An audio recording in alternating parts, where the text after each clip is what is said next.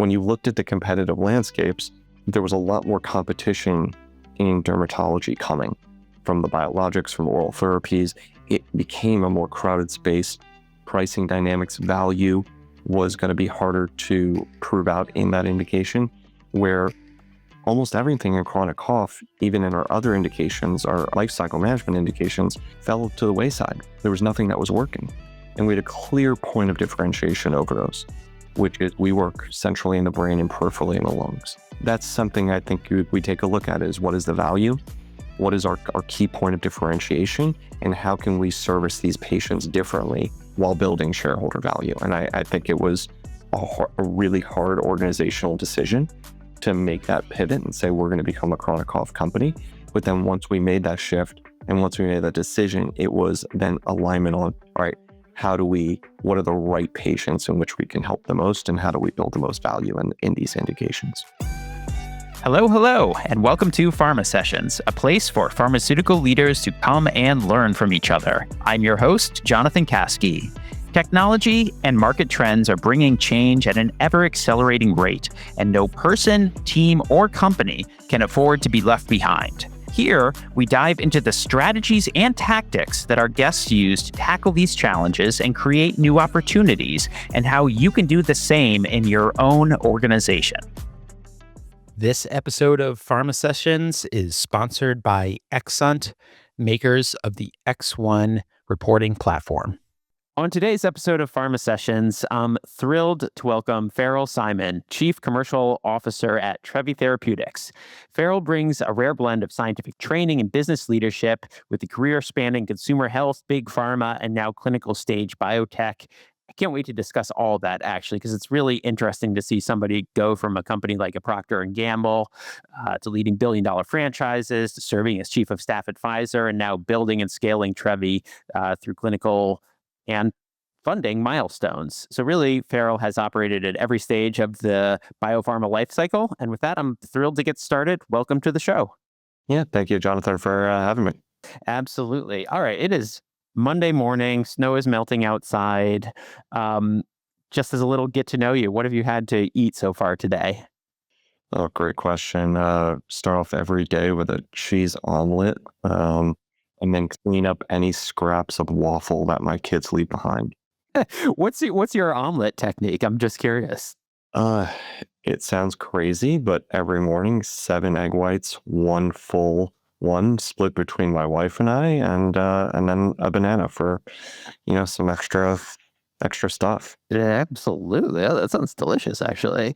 All right, so let's get going here. So you've built your career across consumer health, big pharma, now biotech. When you look back, what was the moment you realized you wanted to operate smaller and take broader ownership? It's a great question. I would say I always wanted to work smaller. And a little bit of it was build the building blocks to get there. And so I always, even going back to college and education, I always looked at entrepreneurship. I tried to get an entrepreneurship, concentration as part of my B school and MBA program. But, working in even big companies, I always chose to work on the small brands for the most part and start my career there at Procter. I launched a line probiotic nationally. And the reason being, you got to touch every aspect of it. It was a small team doing everything. You got to be agile. You got to test things out. And then you got to take those learnings into the bigger brands and apply those learnings. And so I've always had this entrepreneurial mindset.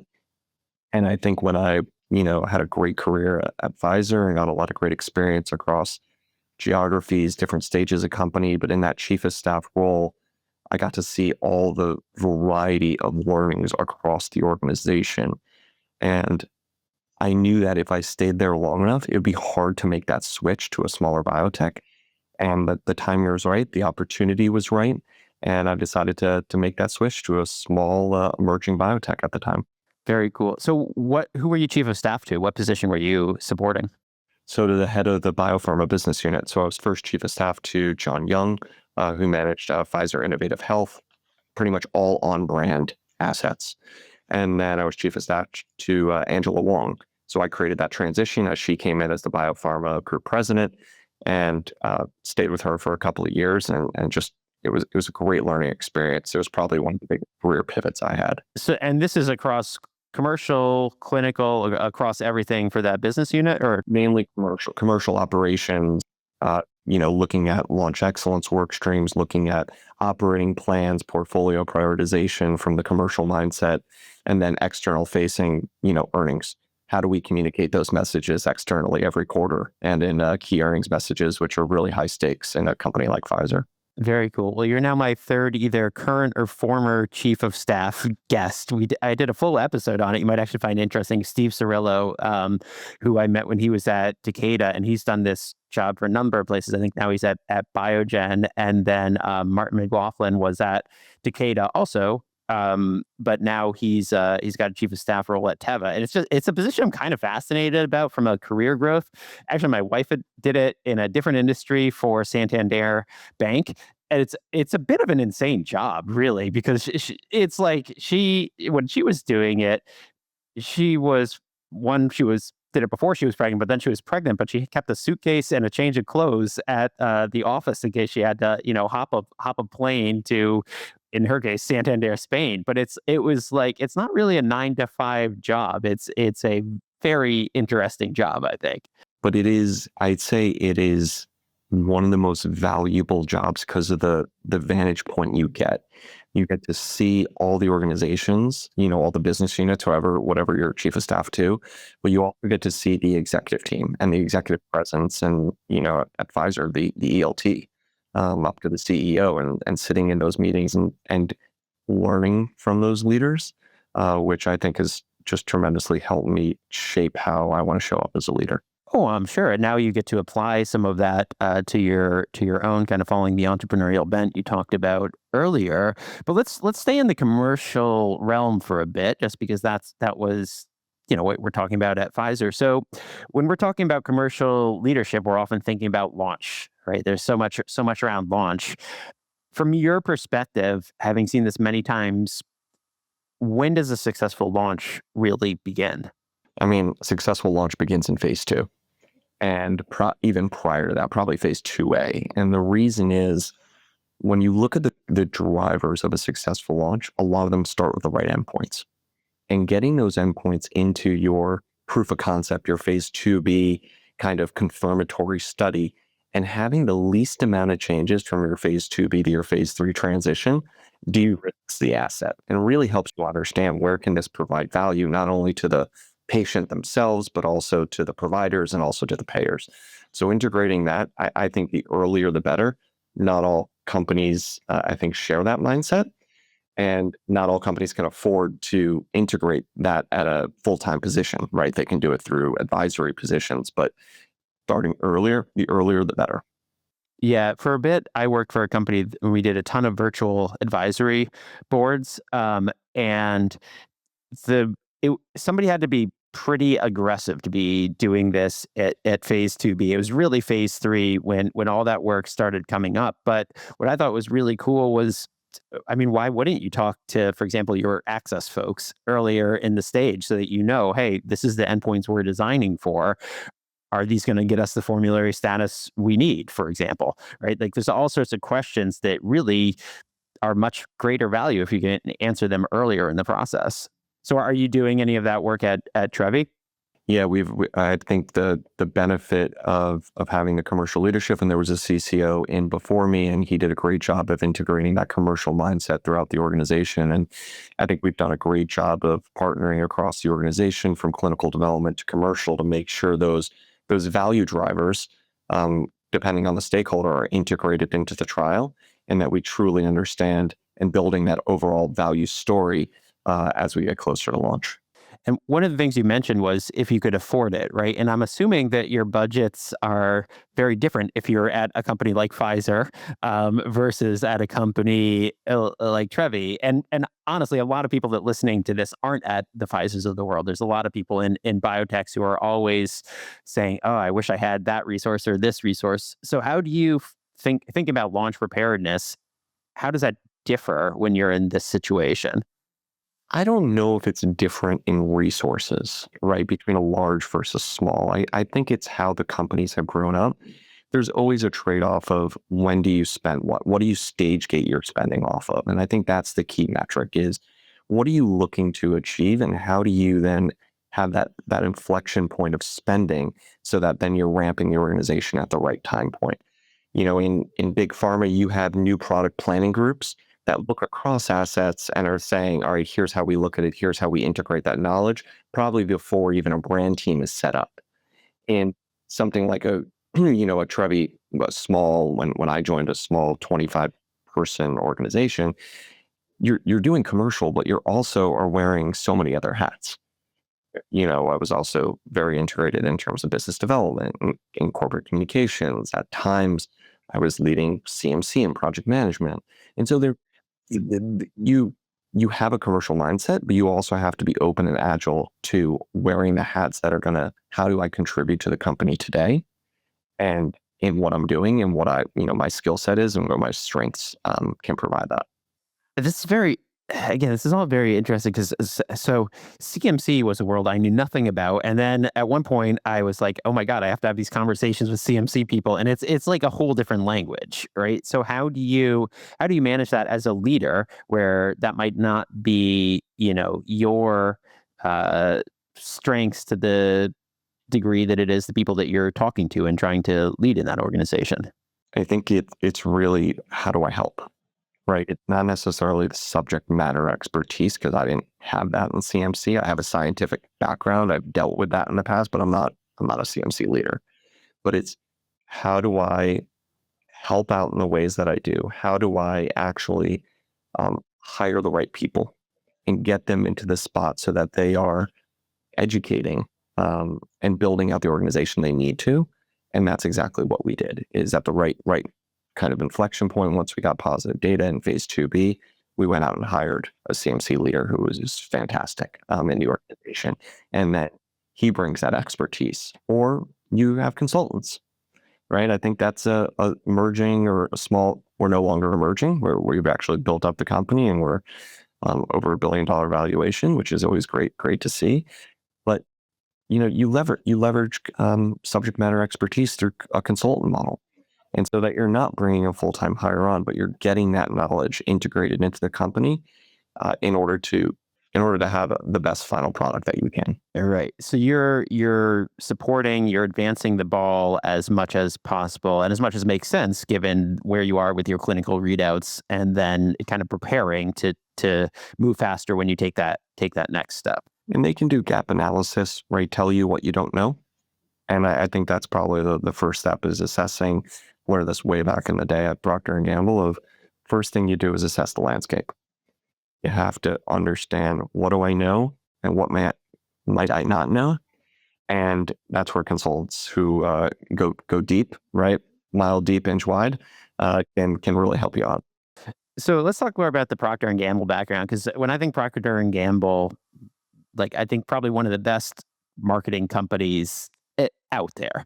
You've talked about marketing starting long before commercialization. So what does good pre-commercial marketing actually look like for clinical stage biotech? And did any of your learnings coming from P&G help you form that view? I think Procter & Gamble, as you said, great marketing powerhouse, also really great general management. And so you're thinking broader when you're there of not just what can I do to market the messages, the targets, how does it actually come through in communication plan choices, but how do I look at that in terms of a P&L and how do I run a proper P&L?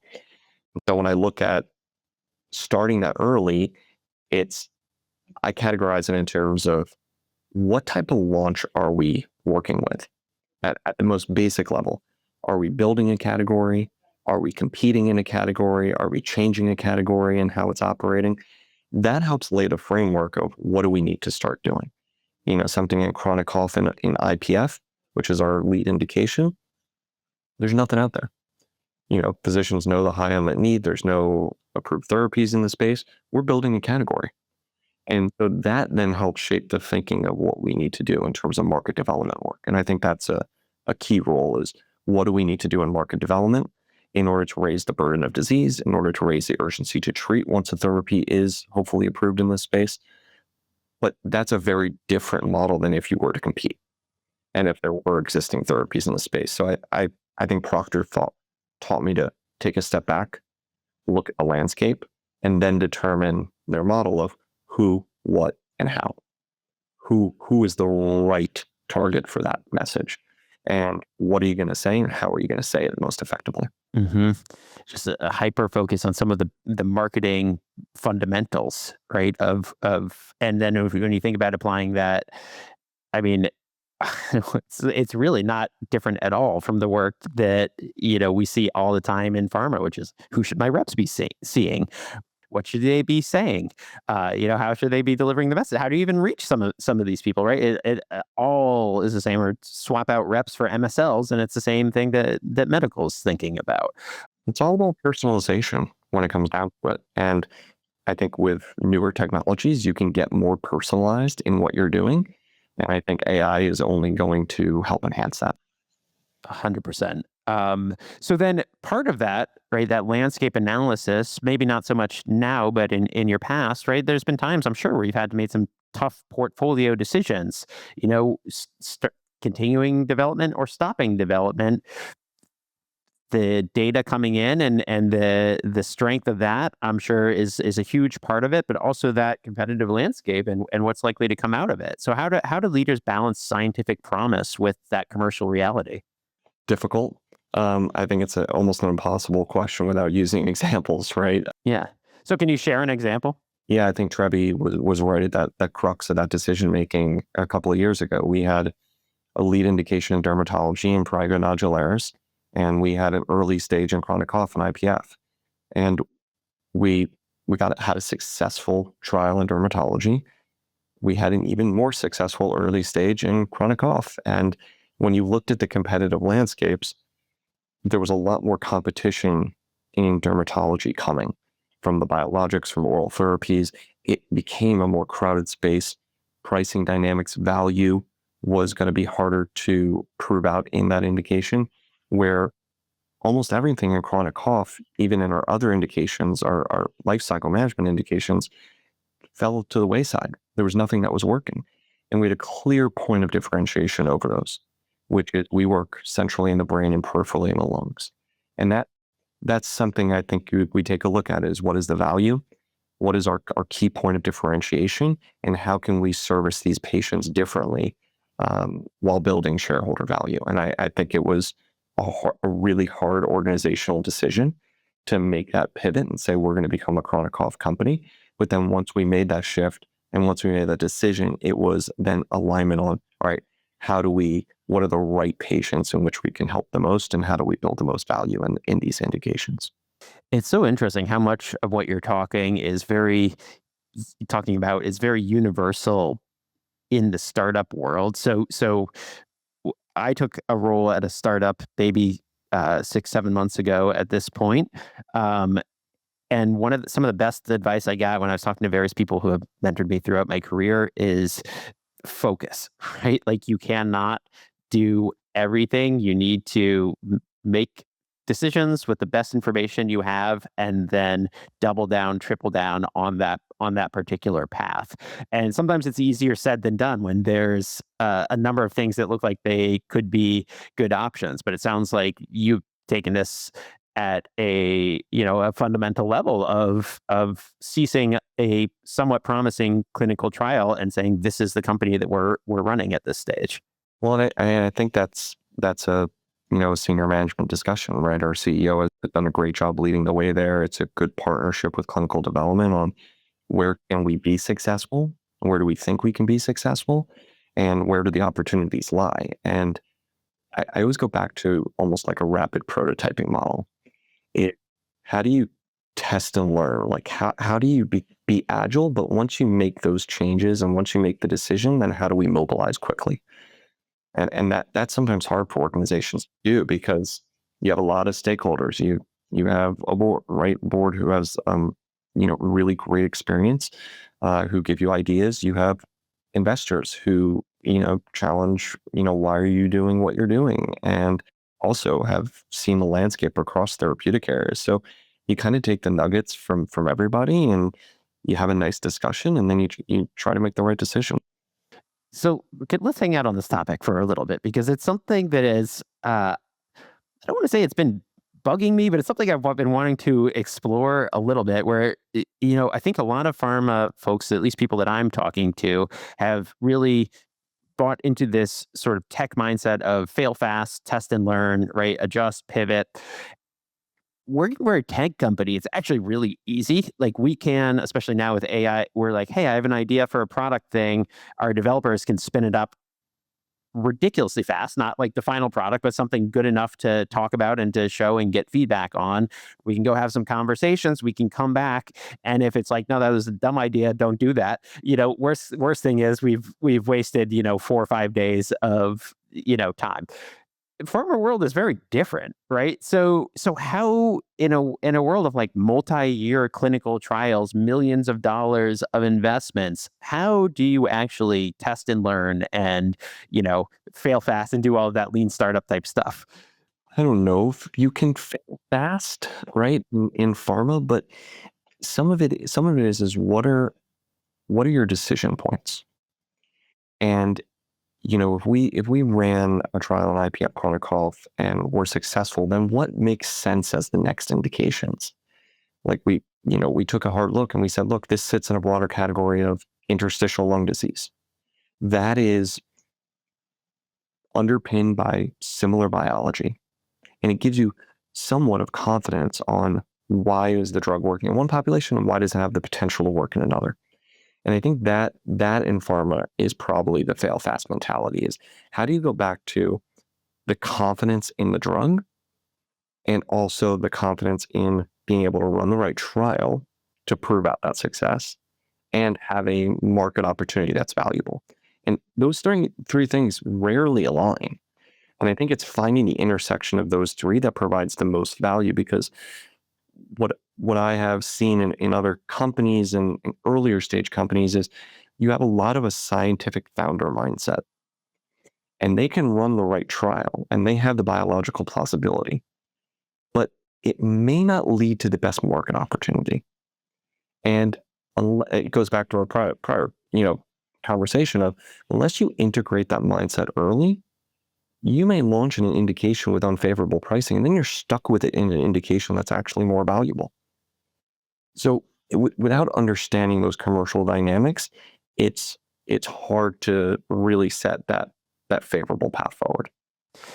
And that's, I think, what can sometimes get lost, right? Where it's this, the balance of scientific promise versus commercial reality. But actually, without a commercial success, it's not sustainable, right? So it could be like the drug won't actually get into human bodies and help people unless the commercial models are there to support it. So it is. I mean, it's a balancing act. But I do think that part is incredibly important because that is how your company continues to operate and how you continue to manufacture drugs and ultimately, hopefully, help patients.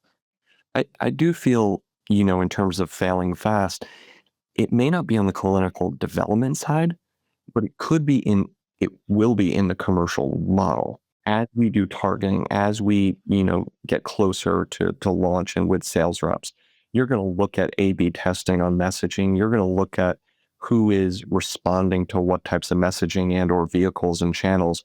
And you're going to be able to optimize that at a rapid pace, knowing, the responses that come back. And so it's more in the commercial model than it probably is in the clinical development side. That makes a lot of sense, right? Because there's things like shifting from static targeting to dynamic targeting. There's, digital twins for having mock conversations with doctors, right? And AI enabled. Like there's a lot of experimentation and play, and you can get feedback and make adjustments much more quickly when you start to see even as something as simple as an A/B test, right? Like that's a very, very easy experiment to run. And you kind of know, nowadays of what the digital affinity of many prescribers are, how easy they are to access. And so that all plays into the targeting strategy, to, as you said, the number one reason most of, if not all of us are here is to get the right product in the right patient's hand to be able to help them. And I think as long as we have that the North Star, then it helps us fill out the rest of the plan. So let's talk about the North Star a little bit, right? So you're I believe, looking at a 2029 launch potentially. How do you keep your teams focused and motivated when that big moment is still several years off? Yeah, so one thing we did within the last years, and somebody on my team is leading a lot of this great effort, is establish a patient advisory board. And it's putting patients into our day-to-day activities. And that is, listening to them, hearing what they have to say, having along our clinical development path, having them respond to some of our stimuli, right? In terms of what they may go through in terms of clinical trials, some of our messaging. And so we want to always keep them at the heart of what we do. And we bring them in various ways throughout all of our conversations. We have, we'll have a new patient testimonial campaign so that we, are able to share their voice and share their experience with others, which will hopefully launch, later this year. And it really is. It gives us so much insight, but it also gives us so much motivation bringing them into our town halls and having the team. So it's not just the commercial team listening to them or medical affairs. This is the entire team listening to a patient, probably on a quarterly basis, able to ask them questions. And sometimes where we get stuck in a condition like IPF is the patient. This has widespread impact. Caregivers are a key piece of this as well. And so how do we bring in their viewpoint as well? Because they are part of that patient journey. When I was at that advisory board company, the patient advisory boards always carried a bit more emotion, right? Because these are people, and depending on the disease, it could be chronic, it could be life altering, right? And when you give patients the chance to communicate and to help, it's very empowering for them, right? They feel like they're no longer just at the whims of this disease. They're now engaged with people trying to formulate a cure. And so everything from, hey, here's our protocols for the clinical trial. Is this something you think you'd adhere to? Here's our ICF, right? Do you understand what that means? The mechanics of it, and then the patient journey, like what was your pathway to diagnosis? It was always tricky. Doctors, I won't say it was tricky. I mean, we paid them an honoraria to comment, but sometimes still, even so, they'd be maybe a little terse, right? Patients, it was never that. They were like, oh, finally, somebody understands what I'm going through, and then we would bring them into either a company event or at a conference, and those, I mean, it's so emotional, right? These people talking about the burden that they've been living with. So I can understand that being hugely motivating for your team. That sounds like a fantastic initiative. And a lot of this is in partnership with our patient advocacy groups, right? They do a great job of kind of harmonizing the group and really motivating them and giving them a place to interact with each other and learn. They normally have the patient summit once a year. In the US, it's once every other year for this patient group. And, we attend those and we listen to how they want to be involved. How often enough they say we're involved too late, or it's just a check the box exercise. It's not just a fact of involving them, it's listening to them. And those are two very different things. Yeah. And it seems like 9 times out of 10, a patient advocacy group is led by somebody who's been somehow touched personally by the disease, right? So they're looking for partnership. They're oftentimes, looking for resources to help to do some of the great programming that they're thinking of. And it's a wonderful thing to see when you're able to make that connection and support those organizations.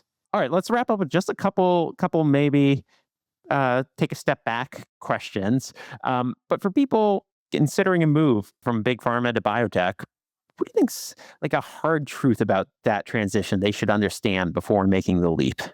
I think, if you asked that question probably a year ago, very different answer. Biotech's been through a rough patch in the last 4 years, 2020 to probably midway through 2025. Funding was challenging. There were a lot of companies out there and everything was getting funded prior to that. And it entered a consolidation phase. There's risk in the company. I think some people think that there's stability in larger companies. You have to be entrepreneurial. You have to be agile to be able to help. And you have to be risk averse and figure out, is this the right company that I want to take that risk with? I think the other biggest thing of making that transition is the people.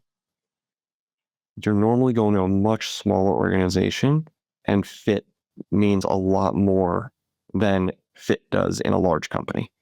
If you don't see yourself fitting into that culture and that dynamic, then,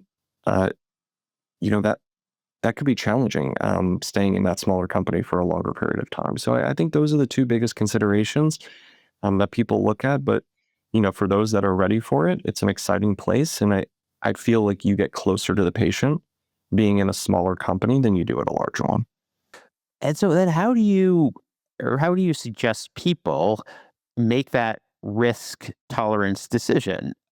Because, if a clinical trial goes bad at Pfizer, there's a bunch others in the hopper, but often not the same. I mean, especially if you talked about joining this company at 25 people, right? That's a very, very young Single asset company. Yeah. So how do you suggest people take a look at that and make an informed decision? Some is looking at external experts, right? It's you evaluating what do you think the probability of success is?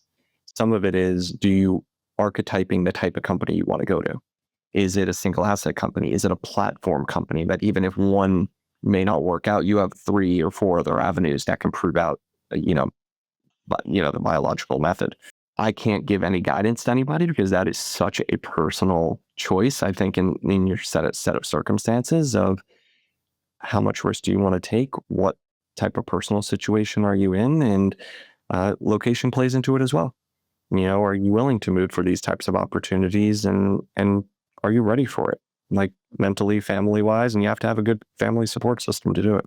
Yeah, absolutely. It is a big decision, but I can literally, Farrell, hear the excitement in your voice as you answer many of these questions. So I feel like that's maybe a reward that's not spoken about as much, is, as you say, feeling closer to the patient, feeling more ownership of the work. Because at the end of the day, there's something very rewarding to looking and saying, okay, I didn't build this by myself, but I had a pretty big impact on something cool that was built. And I think that is a really fulfilling, at least for me, aspect of all of this. Absolutely. I mean, you're able to see the marks that you make on the company, and you're able to see the partnership you have, at different levels in the organization. Perfect. Well, let's leave it there. I just want to thank you. I thought that was an excellent conversation, and I've enjoyed getting to know you through this process. No, thank you very much, Jonathan. Really appreciate it. This episode of Pharma Sessions is sponsored by Exunt, makers of the X1 reporting platform.